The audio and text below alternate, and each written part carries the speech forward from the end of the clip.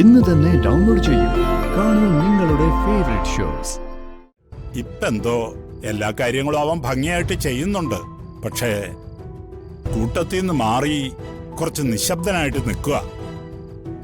എന്തോ ഒരു നഷ്ടബോധമുള്ള പോലെ.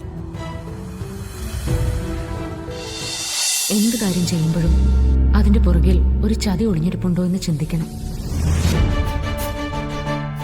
ഇത്രയും നാൾ ശത്രുത കാണിച്ച ഒരാള് സ്നേഹം ഭാവിച്ച് അടുത്തെത്തിയ അവരെക്കുറിച്ച് പ്രത്യേക ഒരു കരുതൽ വേണം.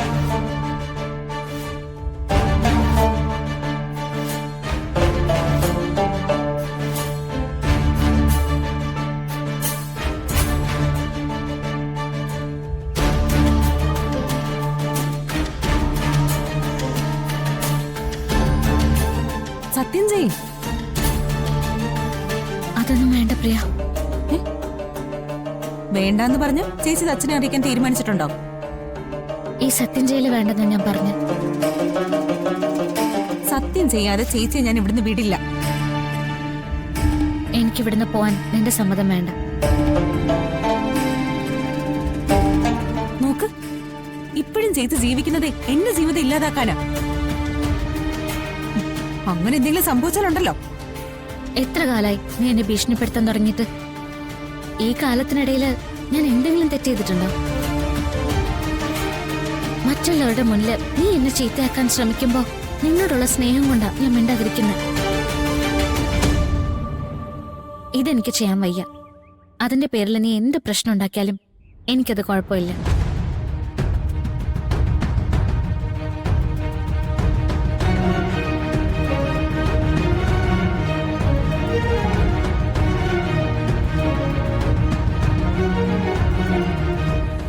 മുത്തശ്ശി പറഞ്ഞു തന്ന ആദ്യത്തെ കാര്യം പാളിപ്പോയി. പക്ഷെ വിട്ടുകൊടുക്കാൻ പറ്റില്ല. ഇനിയും ഉണ്ടല്ലോ തന്ത്രങ്ങൾ.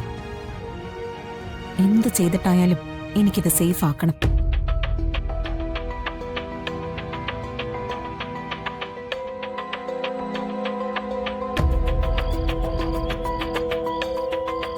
ഞാൻ കരുതിയത് ഏട്ടൻ തിരിച്ചു പോരുമ്പോ കൽപ്പനയും സൂര്യയൊക്കെ കൂടെ ഉണ്ടാവുന്നാ. കുറച്ചു ദിവസമായിട്ട് കൽപ്പന എവിടെ ഇല്ലാത്തതുകൊണ്ട് എന്തോ ഒരു ബുദ്ധിമുട്ട് പോലെ. ഉർവശിക്ക് ബുദ്ധിമുട്ടുണ്ടാവും. അല്ലെങ്കിൽ ഏത് നേരവും അടിത്തറ ഇളക്കാനുള്ള കാര്യങ്ങൾ ചർച്ച ചെയ്ത് ഇരിക്കേണ്ടതാണല്ലോ. എന്താ അമ്മ ഈ പറയുന്നേ? ഉള്ള കാര്യങ്ങൾ വല്ലതും അങ്ങോട്ടും ഇങ്ങോട്ടും പറയൂന്നല്ലാതെ ഞങ്ങള് വേറെന്ത് പറയാനാ? നമുക്കറിയാം.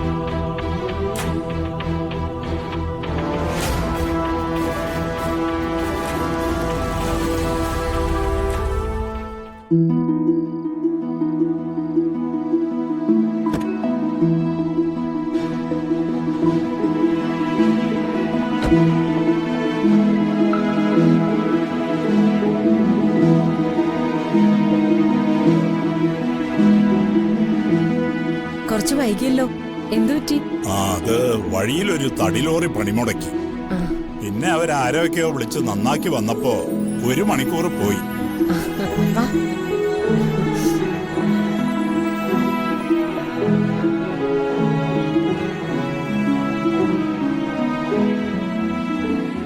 ആ വണ്ടിയിൽ കുറച്ച് സാധനങ്ങളുണ്ട്. തേയിലയും മറ്റൊക്കെയാ. പിന്നെ അവിടുത്തെ ട്രൈബൽസിന്റെ കുറെ വിളകളും. ഞാൻ എടുത്ത വെച്ചോളാച്ചാ. യാത്ര എങ്ങനെ ഉണ്ടായിരുന്നു പരമേശ്വര? നീ കുറെ കാലം ആയല്ലോ ഇങ്ങനെയൊക്കെ ഒന്ന് മാറി നിന്നിട്ട്. ഒരു കുഴപ്പമുണ്ടായിരുന്നില്ല അമ്മേ. പിന്നെ മുമ്പിലും പിമ്പിലുമായിട്ട് 2 പേരുണ്ടല്ലോ. അവര് നന്നായിട്ട് നോക്കി എന്നെ. അച്ഛാ, വരുൺ എന്തെങ്കിലും പറഞ്ഞായിരുന്നോ? ആ, അച്ഛന്റെ കയ്യില് പണ്ടത്തെ പോലെ എന്തെങ്കിലും കത്ത് കൊടുത്ത് വിട്ടിട്ടുണ്ടോ എന്ന് ചോദിക്കേ. അങ്ങനെ പ്രത്യേകിച്ചൊന്നും പറഞ്ഞില്ല മോളെ. പക്ഷേ വരുൺ എന്തോ പറ്റിയിട്ടുണ്ട്.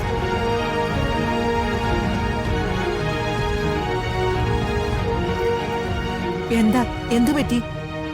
പണ്ട് നമ്മുടെ എസ്റ്റേറ്റിലെത്തിയാൽ അവന്റെ ശീലം എന്തായിരുന്നു? ഒരു ക്യാമറ എടുക്കുക, അവിടെ മൊത്തം ചുറ്റിക്കറങ്ങുക, എന്നിട്ട് വർഷങ്ങളായിട്ട് നമ്മൾ പോലും കാണാത്ത കാര്യങ്ങൾ കണ്ടെത്തുക. പിന്നെ സാധാരണക്കാരുടെ കൂടെ നടക്കുക, അവരുടെ വീട്ടിൽ കയറി ഭക്ഷണം കഴിക്കുക, ഇതൊക്കെ ആയിരുന്നില്ലേ? ഒരു ഉത്സവാഘോഷം പോലെ ആയിരുന്നു അവന്. പക്ഷേ ഇപ്പെന്തോ എല്ലാ കാര്യങ്ങളും അവൻ ഭംഗിയായിട്ട് ചെയ്യുന്നുണ്ട്. പക്ഷേ കൂട്ടത്തിൽ നിന്ന് മാറി കുറച്ച് നിശബ്ദനായിട്ട് നിൽക്കുക. എന്തോ ഒരു നഷ്ടബോധമുള്ള പോലെ.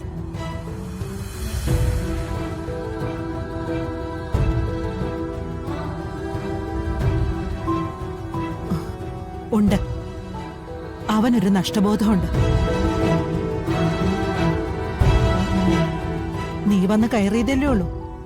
കുറച്ച് കഴിഞ്ഞിട്ട് വിശദമായിട്ട് ഞാൻ പറയാം. എന്റെ അമ്മേ, നഷ്ടബോധമുണ്ട് പിന്നെ വിശദമായിട്ട് പറയാന്നൊക്കെ പറയുമ്പോഴേ ഏട്ടൻ എന്താ വിചാരിക്കുന്നത്? എന്തോ വലിയ പ്രശ്നമുണ്ടെന്നല്ലേ?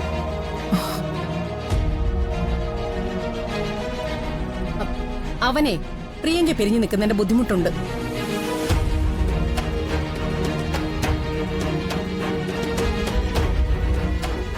അല്ല, അതവൻ ഇന്നലെ വിളിച്ചപ്പോ പോലും എന്നോട് പറഞ്ഞതാ. ആ, അവൻ എന്നോട് പറഞ്ഞില്ലല്ലോ. പറഞ്ഞമ്മേ. സത്യത്തിൽ പ്രിയങ്ക അങ്ങോട്ട് അയച്ചാലോ എന്ന് പോലും ഞാൻ ആലോചിച്ചതാ.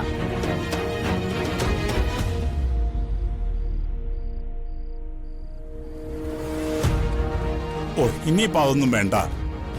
1-2 ദിവസം കഴിയുമ്പോ അവനിങ്ങെത്തും.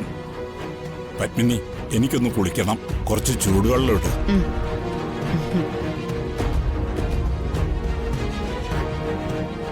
പ്രിയങ്കേ, നീങ്ങി വന്നേ.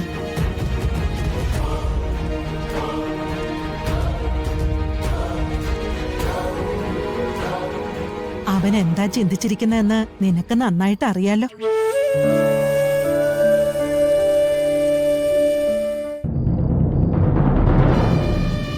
സത്യം പറഞ്ഞ നീയും വരണോ ഒന്നിക്കാത്തതിന്റെ കാരണേ രാധികയല്ല, നിന്റെ മുത്തശ്ശിയാ. അവസരങ്ങൾ മുഴുവൻ ഉണ്ടാക്കി കൊടുക്കുന്നത് അവരാ. നീ ഒന്ന് കരുതിയിരുന്നോ പ്രിയങ്ക? ഞാൻ തനിച്ചല്ലല്ലോ, നിങ്ങളൊക്കെ എന്റെ കൂടെ ഉണ്ടല്ലോ. എനിക്ക് ധൈര്യമുണ്ട്.